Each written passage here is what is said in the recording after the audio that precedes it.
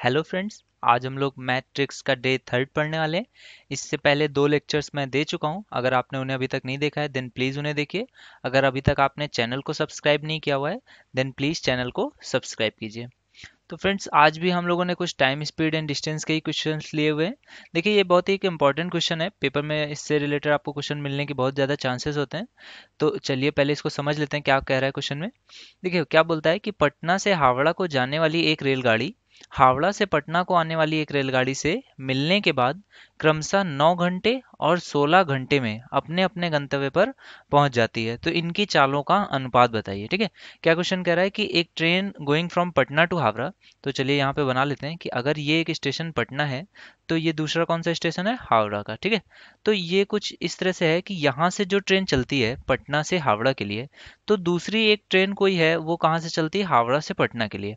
अब देखिए इसमें कुछ भी और नहीं दिया हुआ है, मुझे क्या दिया हुआ है कि जब वो लोग मिलते हैं किसी एक पॉइंट पे मिलते होंगे तो उसके बाद टाइम दे रहा है कि पटना से जो हावड़ा वाली है वो कितना टाइम लेती है, 9 घंटे। जो पहला टाइम दिया है वो पहली वाली ट्रेन के लिए, क्योंकि क्या लिखा हुआ है, क्रमशः। ठीक है, तो जो पहली ट्रेन है इंग्लिश में आपको क्या लिखा हुआ होगा, रिस्पेक्टिवली। ठीक है, तो जो पहली ट्रेन है वो कितना टाइम लेती है, 9 आवर्स। और जो दूसरी ट्रेन है हावड़ा से पटना जाने वाली, वो यहाँ से मिलने के बाद कितना टाइम लेती है, 16 आवर्स। ठीक है, तो इसमें पूछा गया है, क्या पूछा गया कि इनकी चालों का अनुपात बताना है, इनकी क्या स्पीड की क्या रेशियो होगी वो मुझे बतानी है।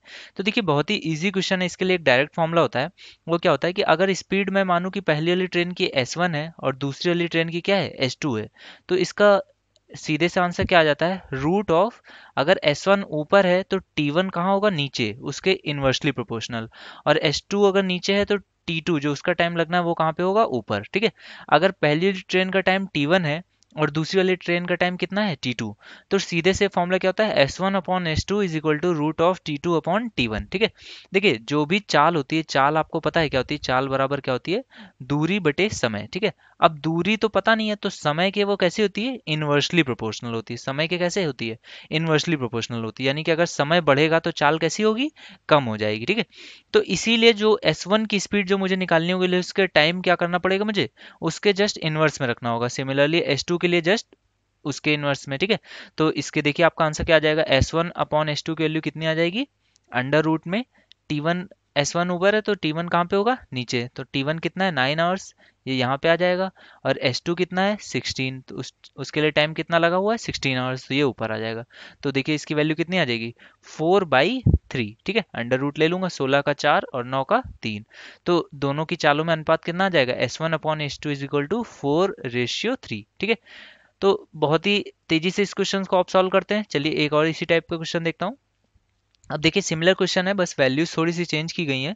इसमें क्या कह रहा है कि पटना से हावड़ा को जाने वाली एक रेलगाड़ी हावड़ा से पटना को आने वाली एक रेलगाड़ी से मिलने के बाद क्रमशः एक जो पहली वाली ट्रेन है वो कितना ले रही है, 16 घंटे, और जो दूसरी वाली ट्रेन है वो कितना ले रही है, 25 घंटे। ठीक है, तो फिर से इनकी चालों का अनुपात निकालना है। तो फिर से मैं क्या करूंगा, S1 upon S2 is equal to under root में पहले वाले नीचे आ जाएगा मेरा और बाद वाला ऊपर। ठीक है, तो उनकी चालों का अनुपात कितना हो जाएगा, 25 का अंडर रूट 5 और 16 का अंडर रूट 4, तो 5:4 ये उनकी चालों का अनुपात आ जाएगा। ठीक है फ्रेंड्स।